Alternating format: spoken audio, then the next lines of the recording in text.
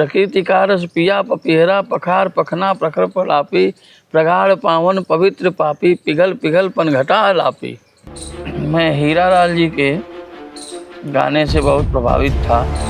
किसी भी बड़े गायक का बेटा कद्दावर गायक नहीं। हमारा और परशुराम का भी बहिष्कार किया लोगों ने बीच में। तो क्या महिलाओं ने उन्हीं चीजों को फॉलो किया जैसे पुरुष गायक करते थे, या उन्होंने अपनी कोई अलग तरीके की? छोटी यादव ने जो भीड़ जुटाया वो अन्य कलाकार भीड़ नहीं जुटा पाए। सरजू के अखाड़े में उतना कद्दावर गायक फिर क्यों नहीं निकल पाया? तो रामदेव जी तो आंधी तूफान थे, पारस जी बहुत बड़े गायक थे।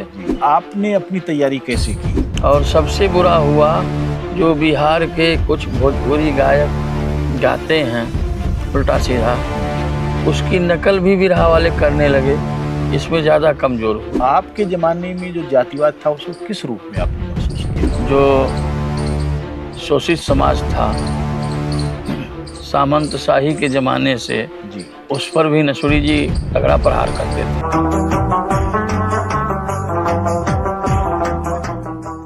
बिरहे के धुरंधरों में एक व्यक्ति का नाम बहुत सम्मान से लिया जाता है और उनका एक पूरा दौर रहा है विश्वनाथ यादव जी। विश्वनाथ यादव की लय और उनकी जो गायकी है वो अपने तरीके की रही है। मैं बहुत पहले, मेरा ख्याल है 30-35 वर्ष पहले किसी कैसेट में मैंने इनकी एक धुन सुनी, गा रहे थे, तो उसमें एक वो था, सुतलई गंगिया जगावे भैया मलहा उठा हो गंगा जी, भैले भोर भी न सहरा उठा हो गंगा जी। ये लय इतनी प्यारी थी कि मुझे लगा कि ये गायक अलग तरीके का है, और लोगों के मुकाबले में बहुत सारे लोगों का बिरहा सुनता था, लेकिन मुझे पहली बार आकर्षण हुआ कि विश्वनाथ जी की गायकी को सुना जाए। उनके कुछ बिरहे मैंने सुने, और विश्वनाथ जी जो कथन करते हैं गाते समय, वह भी एक महत्वपूर्ण अनुभव होता है। और सबसे महत्वपूर्ण चीज़ यह है कि अपनी धुनों को उन्होंने बहुत संजो कर रखा, बहुत बचा कर रखा, और उसको अश्लीलता या दोअर्थी जोन में नहीं जाने दिया, अपनी मर्यादा को बचा के रखा। तो इस तरह के विश्वनाथ जी लंबे समय तक सक्रिय रहे हैं। इधर भी स्वास्थ्य कारणों से वो थोड़ा सा आराम कर रहे हैं, लेकिन आज हम उनके पास आए हैं। हम उनके जीवन के बारे में और उनकी गायकी और उनके संघर्षों के बारे में जानेंगे। विश्वनाथ जी, आपका बहुत बहुत स्वागत है। धन्यवाद। सबसे पहले तो यही कि हम जानना चाहेंगे कि आपकी जो पारिवारिक पृष्ठभूमि है वो क्या है? आपका जन्म कब हुआ, और पढ़ाई लिखाई और बचपन का परिवेश कैसा था? पारिवारिक लोग कैसे थे? लगभग मेरा जन्म 56 में हुआ, 1956 में। और हम लोग 4 भाई हैं। मेरे पिताजी किसान थे जी, और 4 भाइयों में मैं दूसरे नंबर का हूँ। मेरे बड़े भाई खेती बाड़ी करते हैं। मैं बिरहा गाता था। 2 और छोटे हैं, वो नौकरी में हैं। एक हिंडाल्को में इंजीनियर है, एक सबसे छोटा है वो गाड़ी वाड़ी अपना चलाता है जी। ऐसे ही बड़ा संघर्ष करके, बड़ा झेल कर हम लोग यहाँ तक थोड़ा पहुँचे। तो आपका जो शिक्षा दीक्षा का जो दौर था जी, वो कहाँ पूरा हुआ, कब? यहीं सुभाष इंटर कॉलेज से मैं इंटर किया जी। प्राइमरी से पढ़ करके निकला तो junior high school Chaubepur, Subhash inter college से इंटर करके फिर पढ़ाई थम गई। फिर धीरे धीरे बिरहा में ही आने लगे। की तरफ आप आगे क्यों नहीं बढ़े? कमजोरी थी। पिताजी हमारे किसान थे, छोटे किसान थे, इसलिए मैं आगे नहीं बढ़ पाया। वहीं पढ़ाई छोड़ दिया, अपना बिरहा उरहा में रम गए। जी। कुछ कारण बिरहा में रमने का भी था। जी जी। दुर्जन जी बताया करते थे कि आप दोनों सहपाठी थे। हाँ, जब मैं हाई स्कूल में था तो वो भी हाई स्कूल में थे जी, हमारे साथ ही पढ़ते थे। तो हर शनिवार को आप लोग जो है, हाँ, स्कूल में कुछ गाना वाना होता था तो उसमें हम लोग गाते थे। तो 10 तक पढ़ के छोड़ दिए, हाई स्कूल करके छोड़ दिए वो, और मैं इंटर तक गया। जी। जी। तो जब आप आपके मन में पहली बार ये बात आई कि आपको बिरहा गाना है, तो वो कौन से गायक थे जिनको आपने अपनी प्रेरणा का स्रोत माना या जिनकी गायकी से आप बहुत प्रभावित थे, और फिर किस अखाड़े की तरफ गए? मैं हीरा लाल जी के गाने से बहुत प्रभावित था, जो पद्मश्री रहे। जी। और हमारे यहाँ भी परिवार में एक दो लोग कुछ गाते वाते थे उसी अखाड़े में। अच्छा, कौन लोग थे? वो मेरे परिवार के ही थे, हम्म। तो मैं भी उसी में सीखने लगा। और एक बेचन कवि थे, आज नहीं हैं, जी। उन्हीं का गाना वाना मैं सीख कर गाया, गाता रहा। फिर धीरे धीरे ग्राफ बढ़ता गया, और कवि मिले और साथ साथी मिले, धीरे धीरे आगे बढ़ते रहे। तो उस समय बिरहा गायकी का स्वर्णकाल भी माना जाता है, उससे बड़े बड़े धुरंधर थे। जी जब जी आप नौजवान गायक के रूप में उभर रहे थे, जी और सबकी अपनी शैलियाँ थीं, सबकी जी अपने तरीके थे जिससे कि वो श्रोताओं के एक बड़े समूह को प्रभावित करते थे। जी हाँ जब पहली बार आप मंच पर ऐसे लोगों के साथ चढ़े, जी। तो किस तरीके से आपने अपने को प्रूव किया कि मैं भी एक अच्छा गायक हूँ? मैं अपने बड़े बुजुर्गों से सीखता रहा, उनकी अच्छाइयों को पकड़ता रहा, जी। और उनसे कुछ सीख ले करके उनके साथ गाता भी था, तो उनकी अच्छी बातों को मैं लेता था। धीरे धीरे धीरे धीरे ऐसे संग्रह करते करते हम भी गाने लगे, जनता का आशीर्वाद मिलने लगा। जी। जी। तो ये किस अखाड़े से आपका ताल्लुक बना? हमारा अखाड़ा जो है गुरु रमन का अखाड़ा है, चौका घाट। जी। जी। जिस अखाड़े से हीरा लाल जी थे, बिरजू यादव थे, कांता थे सीर वाले, जी। ये बड़े बड़े गायक थे, बिरजू यादव गाजीपुर वाले, तो ये लोग हमारे अखाड़े के थे। अच्छा, अखाड़ों के बीच में जो भेद होता है, जी। वो किस बात से तय होता है कि ये उनका अखाड़ा है, हमारा? केवल नाम की वजह से या कुछ विशेषताएं भी जो होती हैं? जिस अखाड़े में इच्छुक होता है सीखने के लिए, जी। जैसे गणेश गुरु के अखाड़े में सीखने लगा आदमी, तो उस अखाड़े से प्रेम हो गया उसका। और ये नहीं कि दूसरे अखाड़े से उनकी दुश्मनी हो गई, उनका भाव बराबर सही था। उस अखाड़े से सीखना, गाना, उनसे प्रेरणा लेना। जैसे कहा जाता है कि रमन गुरु के अखाड़े में बैराग था, जी। और गणेश गुरु के अखाड़े में वीरता का विस्फोट था, और पत्तू गुरु के अखाड़े में श्रृंगार का वो था। इस तरह का एक उनकी अपनी खूबियाँ थी। जी। बुल्लू जी श्रृंगार के बड़े गायक थे, इसीलिए ने उनके पीछे चलने वाले उनसे कुछ सीखे। जी। हमारे यहाँ हीरा लाल जी संतों की तरह थे, जी। तो उनके पीछे चलने वाले इनसे प्रभावित थे, और रामदेव जी के अखाड़े में उनसे प्रभावित थे। तो ऐसे गुण अपना सीखते गए अपने बड़े बुजुर्गों से। जी। जी। जिस समय आप गाना शुरू किए थे, जिस समय आप आगे बढ़ रहे थे, वो समय हम जानते हैं कि जाति व्यवस्था आज भी ख़त्म नहीं हुई है, किसी न किसी रूप में वो काम करती है, और नेगेटिव बनाने में, समाज को नकारात्मक दिशा की तरफ ले जाने में, लोगों का हक हड़पने में उसकी भूमिका बड़ी है। तो आपके ज़माने में जो जातिवाद था, उसको किस रूप में आपने महसूस किया? बिरहा के क्षेत्र में तो ज़्यादातर लोग, अन्य लोग, खास तौर से सवर्ण अगड़ी जाति के लोग, इसको बड़ा वो उपेक्षित करते थे। जी। कि ये अहिरों का बिरहा है, ये है, वो है। लेकिन धीरे धीरे हमारे बुजुर्ग कलाकार इसको इतना बढ़िया से पेश किए समाज में, जी। कि वो लोग भी जुड़ने लगे और कहने लगे कि वाकई बिरहा अच्छी चीज़ है। जी। मैं चाहूँगा कि उस दौर की थोड़ी समीक्षा आप करें, जिस दौर में पंधारी के बाद वाली पीढ़ी, हीरा लाल जी के बाद वाली पीढ़ी, आप लोगों की पीढ़ी जस्ट जो है आई, जिसमें रामदेव जी की पीढ़ी थी, और पारस जी आपके पड़ोसी ही थे। हाँ हाँ। तो इन लोगों की क्या क्या खूबियाँ थी, कैसे लोग थे ये लोग? ये लोग बड़े मेहनती थे, हम लोगों से ज़्यादा मेहनत ये लोग बिरहा में किए। जी। क्योंकि उस समय बिरहा ऐसे पायदान पर थी कि बहुत ज़्यादा संघर्ष न करते, मेहनत न करते, तो समाज जुड़ता नहीं। इन लोगों ने जोड़ा समाज को, हर समाज को जोड़े।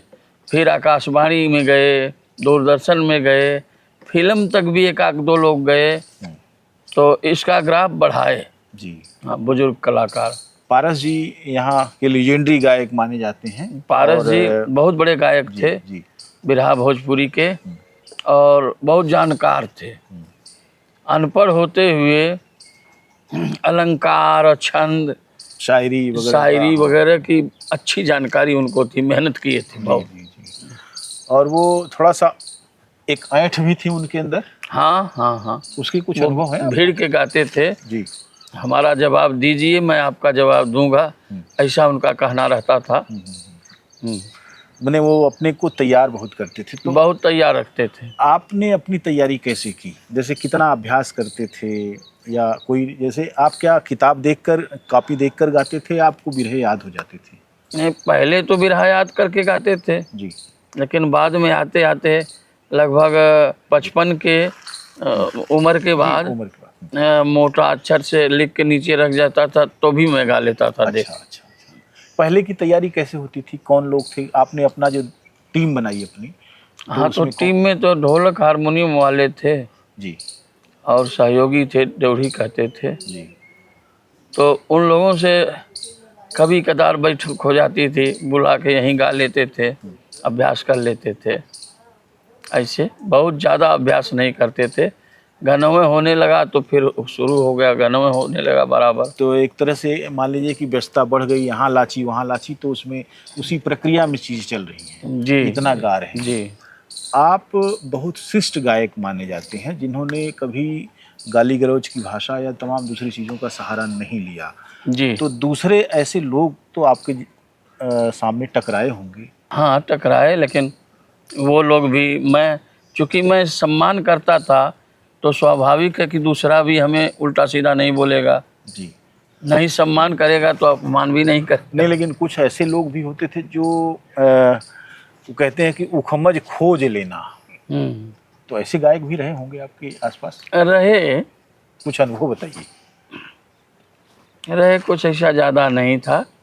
पुराने लोग थे तो पुराने लोग तो हमेशा चाहते थे कि मैं वरिष्ठ हूँ तो वरिष्ठ की तरह रहूँ, थोड़ा इनको दबा के रखूँ। जी। ऐसा तो था ही। बाद में जैसे आप देखिए कि 92 के बाद जब मंडल कमीशन आया जी, तो पूरा परिदृश्य बदलने लगा, माने समाज में परिवर्तन आने लगा।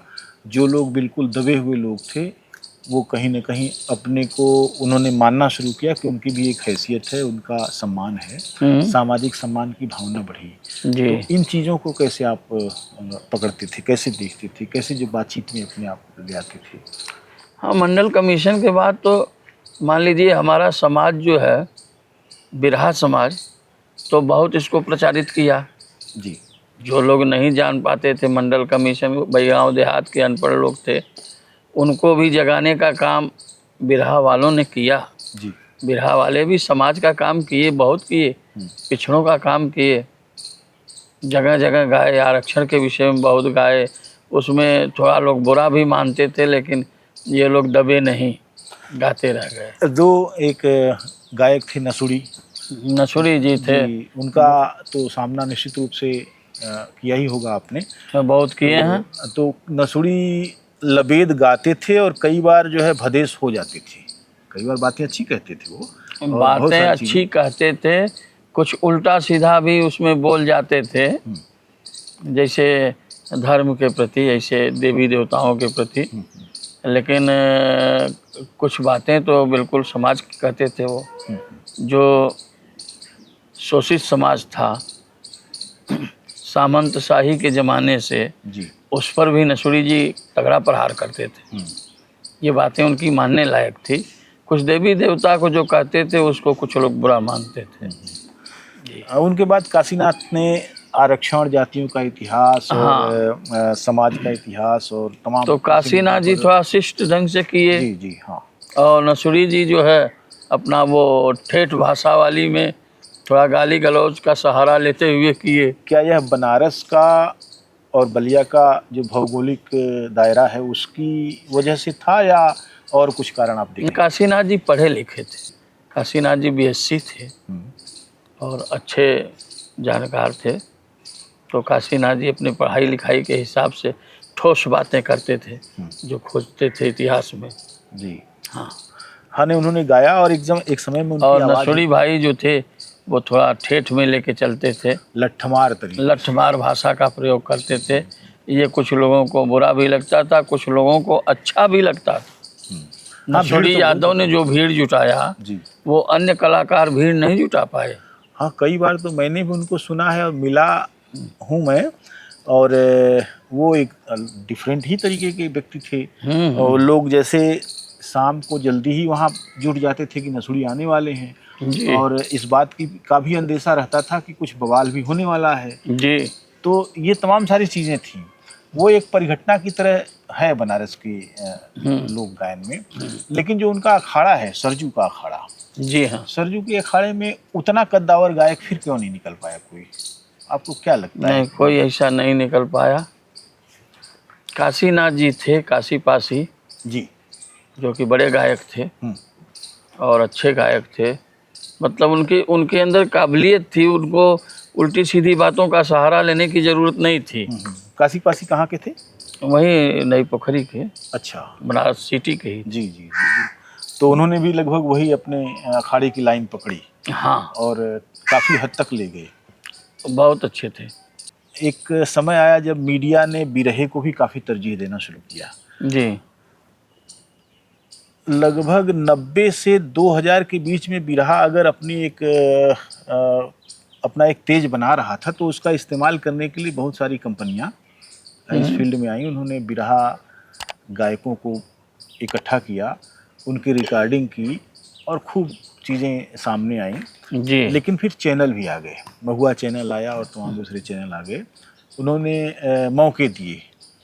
ये जो माध्यम बदल गया, थोड़ा चीज़ें भी बेहतर होने लगी, पैसा भी उसमें आने लगा।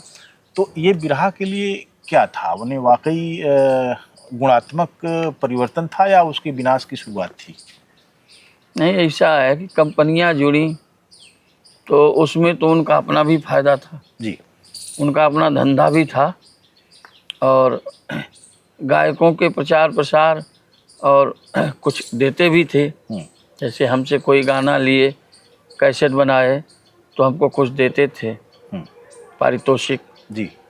तो ऐसे ऐसे करके चलता रहा। लेकिन उसके बाद उन्होंने उसका कुछ नहीं दिया आप लोगों को? कोई मैंने जो रॉयल्टी है, उन्होंने बहुत बेचा कैसेट, नहीं, लाखों में उसके बेचा, बाद नहीं दिए। लेकिन नहीं दिया। आप लोगों ने भी कभी कोशिश नहीं की? कोशिश नहीं किए। पहले वो गवाए तब पैसा दिए, जी। और उसके बाद अब कितना कमाए कितना नहीं कमाए उसका पता नहीं। लेकिन कॉपीराइट का एक नियम है कि जब तक बिरहा गायक जीवित है और जब तक कि वो कैसेट बाज़ार में है और बज रहा है या यूट्यूब पर चल रहा है, तो उसकी रॉयल्टी का एक निश्चित हिस्सा गायक तक पहुंचना चाहिए। इस कारण है, लेकिन गायक मंडली इस पर कभी ध्यान नहीं दिया। अच्छा। न उस तरह की बात किया कंपनी वालों से, उसी तरह कंपनी वाले अपने ढंग से चलाते रहे। जी।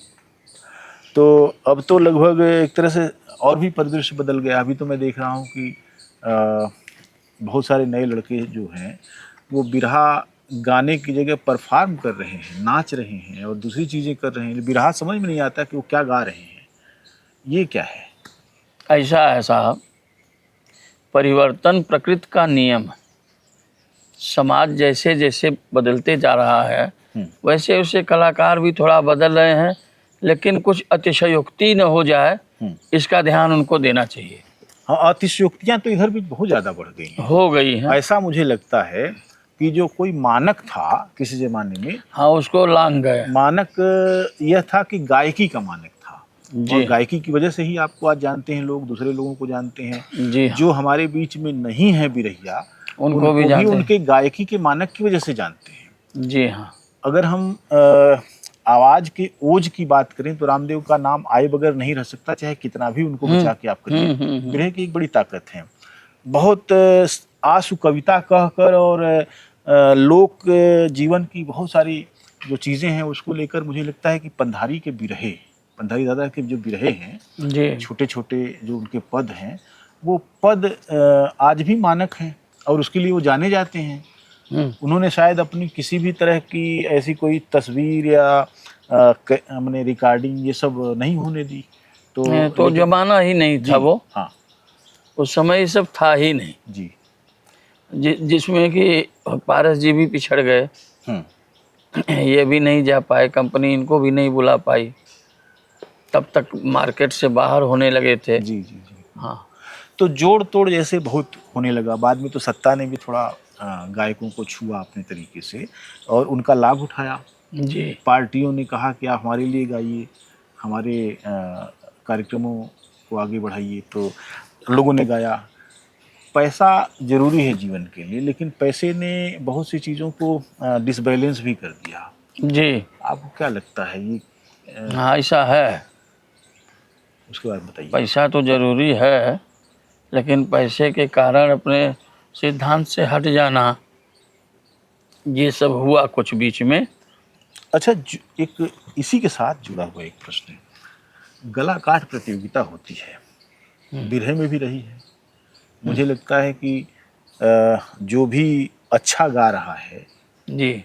उसको काटने के लिए एक समूह अपने तरीके से चीज़ें करता है। जी। तो आपके दौर में ऐसे क्या क्या प्रकरण हो गए जो आपको अभी भी याद हैं और आपको लगता है कि वो नहीं होता तो अच्छा होता? जैसे रामदेव जी का नाम आता है जी। जब रामदेव जी निकले तो रामदेव जी तो आंधी तूफान थे, जी सुना होगा आपने। जी, बहुत अच्छी तरह। उनको रोकने के लिए सभी गायक इकट्ठा हो गए, लेकिन वो रुके नहीं। बलिया से बालाजी को ले आए, उनके साथ गाते रहे। जी। ऐसा कुछ हमारा और परशुराम का भी बहिष्कार किया लोगों ने बीच में। अच्छा, ये क्यों? ये इसलिए कि एक चंद्रपुर है जो महाराष्ट्र में आता है। गढ़चिरौली, चंद्रपुर। जी, चंद्रपुर। तो चंद्रपुर में बिरहा होता था दुर्गा पूजा में। जी। तो वहाँ यही बुजुर्ग कलाकार जाते थे। संजोग ही कहिए कि चंद्रपुर वालों ने हमको परशुराम को कर दिया। अच्छा। इस साल के प्रोग्राम में पता लगा लोगों को, कहे कि अरे, चूँकि वो लोग तो बड़े थे, हम लोग नए थे, ये दोनों कैसे चंद्रपुर जाएंगे। उसी दिन बिरहा का सम्मेलन रख दिए। अच्छा, बनारस में? बनारस में जी। कि बिरहा के सम्मेलन में हम लोगों को पत्र भेज दिए कि आना फला तारीख को, जिस दिन चंद्रपुर का प्रोग्राम था। मैंने एक पूरा एक योजना थी कि आप हाँ, यहाँ आएंगे तो वहाँ नहीं जाएंगे। हाँ, ये दोनों वहाँ जाने न पाए। हाँ। हम लोग पेश हुए मीटिंग में, कहे कि सम्मेलन का पूरा खर्च हम दोनों आदमी दे देंगे, हम लोगों को जाने दीजिए। अगर हम लोग नहीं जाते हैं तो एक प्रोग्राम भविष्य में, आज पहले आप लोग गए, हम लोग जा रहे हैं, हमारे पीछे जो आएंगे वो जाएंगे, वो चलता रहेगा। जी। नहीं जाएंगे तो प्रोग्राम बंद हो जाएगा बिरहा का, धोखा खा जाएंगे लोग। हम लोगों को जाने दीजिए। नहीं माने लोग, लेकिन हम लोग गए। जी। जब गए दोनों आदमी, तो फिर ये लोग कि भाई इन लोगों से कोई नहीं गाता, बंद है कमेटी में, ये है वो है। तो हम और परशुराम जी एक साथ 4-5 साल गाए, प्रोग्राम कम नहीं हुआ। मैंने बनारस को बलिया ने कई स्तरों पर संभाल दिया। हाँ, तो दोनों आदमी हम लोग गाते रहे। तो रामदेव जी जब बीमार हुए, तब मीटिंग में सब लोग इकट्ठा हुए, हम लोग भी बुलाए गए, रामदेव जी बुलवाए जी। तो रोने लगे कि अब तो मैं बीमार हूँ, मरने वाला हूँ, जब तक चलूँ। तो परशुराम और विश्वनाथ जी को आप लोग ले लीजिए साथ में। और बड़ा खरे शब्दों में कहे रामदेव जी कि सोना अगर धरती में गाड़ेंगे तो 20 साल बाद निकालेंगे, तो 20 साल बाद का जो रेट रहेगा उसी रेट का वो सोना बिकेगा। ये दोनों हमारे साथ गाए हैं, मैं जानता हूँ इन सबों को, इस सबों को दाबने से ही दब नहीं पाएंगे, इनका काम चलता रहेगा। और चला भी। जी। परशुराम जी से बहुत प्रोग्राम हुआ पूरे पूर्वांचल में। बम्बई में हुआ, टिकट पर बम्बई में होता था कामगार स्टेडियम में। कई वर्ष उसको गाया मैं। रामदेव जी से, राम कैलाश जी थे इलाहाबाद वाले, और शिव मूरत जी, हैदर अली से जी। बहुत बम्बई में प्रोग्राम चला, यहाँ भी चला। रामदेव जी से भी बहुत प्रोग्राम हुआ हमारा। लेकिन कभी हमने ये नहीं देखा कि रामदेव जी की आज आवाज़ कुछ नरम है, डाउन है, कभी नहीं।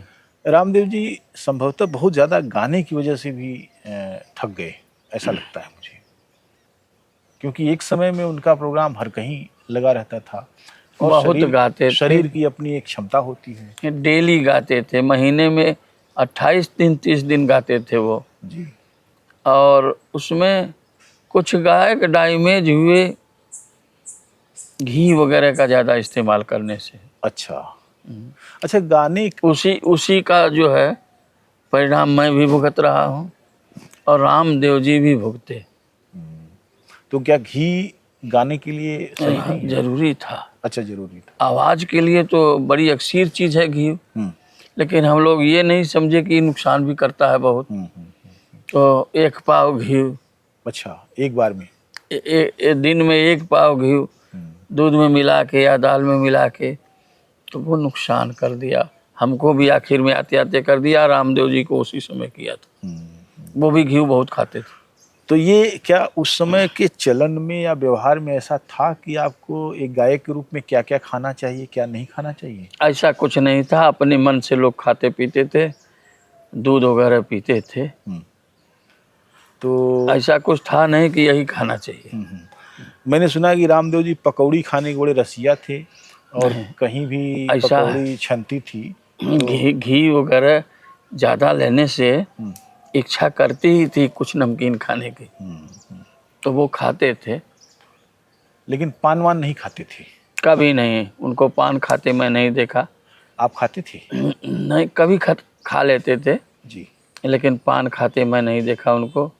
वो बड़े ही खान पान का ध्यान रखते थे। उनका भी गांव तो यहीं आसपास ही कहीं है। मुनारी के बगल में मजीरा है जी।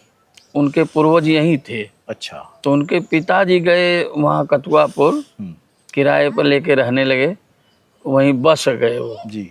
और उस मकान को ले लिया इन लोगों ने जो किराए पर था। तो अब तो धीरे धीरे हमें लगता है कि चारों भाई मर गए जी। रामदेव जी। अब वही लड़के हैं, चारों भाई को कौन कहे। अब लड़कों का भी नंबर आ गया, पप्पू मर गया रामदेव का लड़का। जी। जी। शारदा है, वो भी गा रहा है। जी। कहते हैं कि बांस की जड़ से, बंसवार से बांस ही पैदा होता है। जी। लेकिन किसी भी बड़े गायक का बेटा कद्दावर गायक नहीं हुआ। आपके यहाँ क्या स्थिति है? पप्पू था कुछ हद तक। जी। पप्पू कुछ हद तक सफल था जमाने के हिसाब से। रामदेव तो नहीं था वो, न रामदेव इतना कलेजा था उसके पास, लेकिन जमाने के हिसाब से पप्पू सफल था। हमारे यहाँ मैं अपने बच्चों को, पूरे परिवार के बच्चों को गाने बजाने में नहीं लाया। मैंने देखा कि इसका भविष्य बड़ा कमज़ोर लग रहा है और इसमें आने का मतलब कि बहुत टॉप किस्म के निकलें तब जाके सफल हैं। हाँ, तो मैं बस पढ़ाने लिखाने का काम किया और कुछ नहीं। तो बच्चे क्या करते हैं आपके सभी के सभी? हमारे 4 भाइयों में 6 बच्चे हैं। जी। तो हमारा एक बड़ा लड़का जो है वो मैनेजर है दिल्ली में। जी। MBA किया था पूना से। और दूसरा लड़का ये सामने खड़ा है, ये वकालत करता है। पहले डिग्री कॉलेज में पढ़ाता था, उसको छुड़वा दिया हमने। तो LLB करके अपना वकालत करते हैं और गाड़ी वाड़ी है 2 एक ठे ट्रक, वही देखता है। जी। जी। और भाइयों के लड़के हैं। बड़े भाई के एक लड़के फौज में हैं, एक इंजीनियर है हरियाणा में, और तीसरे नंबर का भाई जो है उसका लड़का M.Tech है, वो है हैदराबाद में, बंगलोर में। अपने खुद है हिंडाल्को में। जी। छोटा भाई है, उसकी लड़की एक महिंद्रा में है, B.Tech है। और लड़का बीटेक है, वो हरियाणा में है। ऐसे सब पढ़े लिखे हैं जगह यानी जगह। अब लड़कियों की भी शिक्षा हाँ, लड़कियों शुरू की हो गई शिक्षा। है। हमारी 4 लड़कियां हैं, जी। सब पोस्ट ग्रेजुएट हैं। अच्छा, क्या बात है। सब बीएचयू से, जी जी। बीएचयू से सब पोस्ट ग्रेजुएट हैं। और लड़कियां बीटेक भी हैं, बीबीए कर रही हैं। एक आध छोटा भाई का, बड़ा भाई वो जो इंजीनियर है भाई, उसकी लड़की इंजीनियर है, बंगलोर में जॉब कर रही है। सब बच्चे बच्चियां सब पढ़े जी लिखे जी हैं। जी। नहीं, ये बहुत अच्छी बात है कि जो बातें बाहर हो रही हैं जी। वो जीवन में भी उतारी जा रही हैं। ये बहुत महत्वपूर्ण उपलब्धि है। आपके बहुत सारे शिष्य हैं जो, जी जिसमें से कुछ बहुत अच्छे और नामी निकले, जिसमें चंद्रकिशोर पांडे को हम जानते हैं। जी। और भी बहुत से लोग, हमारे गांव में एक कवि थे, भरत कवि, वो भी भरत आपके कवि। शिष्य थे। जी, और वो तो निकल गए। तमाम सारे लोग हैं। तो शिष्यों का क्या, माने कितने शिष्य हैं अभी आपके जो सक्रिय हैं? बहुत शिष्य हैं जगह जगह पूरे पूर्वांचल में। अब देखिए केशव जी हैं, ये शायरी के मास्टर हैं। बड़ी मेहनत किया है इन्होंने। हाँ, शायरी बहुत सीखे हैं और इनका प्रोग्राम चलता है। जी। हाँ, एक रमेश है, चिरैया कोट, रमेश यादव, वो भी अच्छा है। मैंने रमेश यादव केशव का हैं, कुछ, जी, चंद्रकिशोर पांडे का पूछना ही नहीं है। और सारे हैं, अभी सोनभद्र में है, उधर बिहार के बॉर्डर की ओर हैं। जी सब हैं, चल रहे हैं, अपना गा रहे हैं। जी जी। तो अभी जो अखाड़ा आप लोगों का रहा है, आपका रहा है अखाड़ा, तो उस अखाड़े की स्थिति, अखाड़े का असल में वजूद क्या होता है? जैसे अखाड़ा क्या कोई उसका ऑफिशियल जगह होती है, या उसकी कुछ नियमावली होती है, या क्या होता है? अखाड़े का क्या स्वरूप होता है? अखाड़े का होता है, जैसे गुरु रमन हैं, जी। उनके अखाड़े में हीरा जी रहे, बिरजू जी रहे, हम लोग हैं। मंगल कवि जैसे पढ़े लिखे आदमी भी हमारे अखाड़े में हैं। मंगल जी से ज़्यादा कोई नहीं पढ़ा है बिरहा में। यहीं राम नरेश जी आए थे, एक बार सम्मेलन था हम लोगों का, पूर्व मुख्यमंत्री, और मंगल जी संचालन कर रहे थे। तो राम नरेश जी ने कहा कि आज मुझे बहुत खुशी हुई कि मंगल जैसे लोग भी बिरहा में हैं। जी। तो अपने अखाड़े में ऐसे ऐसे लोग हैं, चल रहा है। उसके बाद मुझे लगता है कि अब अखाड़े की जो तीसरी चौथी पीढ़ी है जी, वो उतना उन मानकों पर खरा नहीं उतर रही, ऐसा नहीं, अभी तो नहीं उतर रही हैं। धीरे धीरे अनुभव होता जाएगा तो भविष्य में हो सकता है कि उतरें। आप ही के दौर में एक शुरुआत हुई कि महिलाएं गायन में आईं। जी। और उनमें से कुछ बहुत अच्छा परफॉर्म करने में सफल रही, उनका नाम भी है। फिर धीरे धीरे उनकी संख्या बढ़ती भी गई बहुत तेजी से। तो इनका आगमन आप बिरहे के लिए क्या समझते हैं, शुभ या अशुभ है, या मैंने क्या मैंने उनके? ऐसा है कि महिलाओं की भागीदारी तो हर विभाग में है जी। यहाँ तक कि कुश्ती में भी है, तो बिरहा में क्यों नहीं? बिल्कुल सही सवाल। तो हर जगह इनकी भागीदारी है, वैसे ही बिरहा में भी भागीदारी है। थोड़ा रोचकता भी, नए लोगों के लिए लेडीज गाती है तो उनको थोड़ा अच्छा लगता है। हाँ, तो चल रही हैं। तो क्या महिलाओं ने उन्हीं चीज़ों को फॉलो किया जैसे पुरुष गायक करते थे, या उन्होंने अपनी कोई अलग तरीके की? नहीं, पुरुषों के ही नक्शे कदम पर वो चली। अब पूरा न चल पाए वो बात अलग है, लेकिन उसमें थोड़ा धुन तर्ज का सहारा ले करके अपना करती रही और करी रही हैं।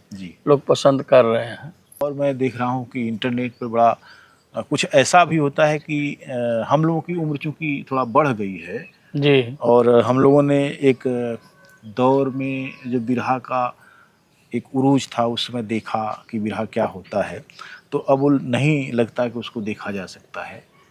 लेकिन ऐसा लगता है कि एक पीढ़ी ऐसी तैयार हुई, समाज बिगड़ गया तो बिरहा बिगड़ा, या बिरहा बिगड़ा तब समाज बिगड़ा? बिरहा ही बिगड़ने लगा तो समाज वैसे ही पसंद करने लगा। अश्लील गीत भी आई कुछ, और सबसे बुरा हुआ जो बिहार के कुछ भोजपुरी गायक गाते हैं उल्टा सीधा, उसकी नकल भी बिरहा वाले करने लगे। इसमें ज़्यादा कमज़ोर हुआ।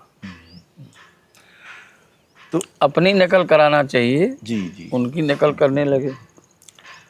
अभी आप क्या कर रहे हैं, क्या व्यस्तताएं आपकी रहती हैं? इधर बीच आपको थोड़ा स्वास्थ्य संबंधी दिक्कतें भी रही हैं, तो बिल्कुल। कैसे अपने आप को रिवाइव कर रहे हैं आप? कैसे करते हैं, लोग आते जाते हैं, हालचाल होता रहता है, बैठे रहते हैं, गायकों का फोन आता है। मैंने जो सामाजिकता आपके जीवन की एक तरह से कि टानिक रही है, वो जी, किसी न किसी रूप में आपको मिल रही है। मिल रही है, बातें होते ही रहती है। इसीलिए आपने अपने आप को थोड़ा सा कन्फाइंड किया और अब सही स्थिति में आ रहे हैं। तो आगे क्या योजनाएं आप सोचते हैं, क्या करना चाहिए, करेंगे आप? हम तो कुछ करने लायक बचे नहीं, हमें तो देख रहे हैं कि चलने फिरने में भी दिक्कत है। तो एक आखिरी प्रश्न ये है कि एक होता है कि हर गायक का एक सपना होता है, चाहे किसी भी तरीके से कहीं के लोग हों, उनके लिए जो नए गवैये हैं उनके लिए आपका क्या सोच है और क्या आप उनको मैसेज करेंगे? नए गायकों से यही कहना है कि जो कभी कभी अनाप शनाप पैसे की मांग करते हैं जनता से, बिरहा हमारे पिछड़े लोग सुनते हैं, गरीब पार्टी कराते हैं। कोई बड़े लोग बिरहा थोड़ी कराते हैं। 10-5 रुपया, 100-50 रुपया इकट्ठा करके तो बिरहा का आयोजन करते हैं गांव के लोग, शहर के लोग, वो भी जो पिछड़े हैं। जी। और उसमें बहुत ज़्यादा पैसा मांग लिया जाए तो वो नहीं करा पाएंगे। और ऐसा हो रहा है, तो गायकों से मेरा यही कहना है कि पारितोषिक के रूप में बहुत ज़्यादा न मांगें ताकि पब्लिक न दे पाए और उसकी वजह से वो बिरहा न सुन पाए, न करा पाए। ऐसा वो सोचें, वो भी उनकी भी जिम्मेदारी है। आजकल तो जेब पर ध्यान ज़्यादा रहता है कि जनता कैसे जो है अपनी खलीते को खाली करेगी, तो उसमें फिर वो उनके हिसाब से ढलने लगते हैं। बिरहा को सुनाना चाहिए। बिरहा तो वो है, पुराने लोग बिरहा गाते थे, हजारों हजार लोग बैठे रहते थे, लेकिन लगता था कोई नहीं है यहाँ, जी। ऐसा था। वो सीखना चाहिए, लेकिन वो कम लोग सीख पा रहे हैं और उस पर ध्यान कम है। धुन तर्ज पर ज़्यादा ध्यान है, ताकि आपने बहुत सारी धुन तर्ज पर कुछ पैसा वैसा पा जाते हैं। जी जी, आपने बहुत सारी जातीय धुनों को पकड़ने की कोशिश की, क्या वो आपका अपना इन्वेंशन था या आपको अखाड़े की तरफ से मिला? जैसे मैंने नहीं, एक धुन उस सुनाया। समय चल रहा था, सभी लोग थे, जैसे शिव मूरत जी थे, जी। वो भी अक्सर औरतों की धुन ये सब गाते थे। परशुराम जी थे, सबका यही था, जी। सब लोग हाँ गाते हाँ थे। हाँ। तो आपने भी पकड़ा। मुझे तो कई ऐसी चीज़ें आपकी याद हैं जो स्त्रियों की त्रासदी को दिखाती हैं। जी। एक आपका वो था, मारी मारी मुंगरी से दहिया दिला तोर, और जहिया मारा ला तो मछली वाला जरूर। तो ये हाँ, एक ऐसा बड़ा कुछ हमको था। लगा कि ये वाकई। जो धुन निकलती हाँ रही जी जी। हाँ वो गाते रहे हम लोग। तो इस तरह की चीज़ें हैं। बहरहाल आपसे बातचीत करके कुछ चीज़ें सामने आई हैं और भी आपसे बातचीत करेंगे। मुझे लगता है कि आपकी स्मृतियों का जितना साथ आपके साथ है, उनमें चीज़ें और भी होंगी, और मुझे लगता है आपके दौर का कोई व्यक्ति आपके साथ बैठे तो बहुत सारे किस्से जो आपके जहन में बैठे हुए हैं वो भी निकलेंगे, जी। और हम इसका प्रयास भी करेंगे। आपको बहुत बहुत धन्यवाद। कुछ अगर आप सुना सकते हों, एक दो चार लाइन तो आप सुनाएं। लिखने वालों की बात है। जी प्रकृति का रस पिया पपिहरा पखार पखना प्रखर प्रलापी। जी। अनुप्रास, ये बहुत MA BA नहीं किए थे लिखने वाले, उनका अनुभव देखिए। प्रकृति का रस पिया पपिहरा पखार पखना प्रखर प्रलापी, प्रगाढ़ पावन पवित्र पापी, पिघल पिघल पनघटा लापी। ऐसा है ना। जी जी। सवेरे का वर्णन जैसे, निस्तब्ध रजनी में सुखमय शयन कर तिमिर फट रहा था सघन काली माँ का। नवल रश्मियाँ हर बसर को जगाती, उदय हो रहा था अरुण लाली माँ का। जी नीले गगन के तले कुंजनों में विमोहित करती विहंगों की बोली, नगर आगरे में उसी वक्त गाती भजन आ पड़ी एक संतों की टोली। आगरे में संतों की टोली सवेरे सवेरे आई, 3.5 लाइन सवेरे का वर्णन किया कवि ने। जी। बहुत पढ़े लिखे थोड़ी थे ये लोग, जीवन के अनुभव से लेकिन भरे। अपने जीवन के अनुभव से, अपने साधना के अनुभव से लिखते थे। विश्वनाथ जी को सुनना निश्चित रूप से एक दौर को सुनना है, और हमने एक दौर की तफसील के कुछ हिस्से सुने। बातचीत हम बीच में और आगे बढ़ाएंगे। नमस्कार।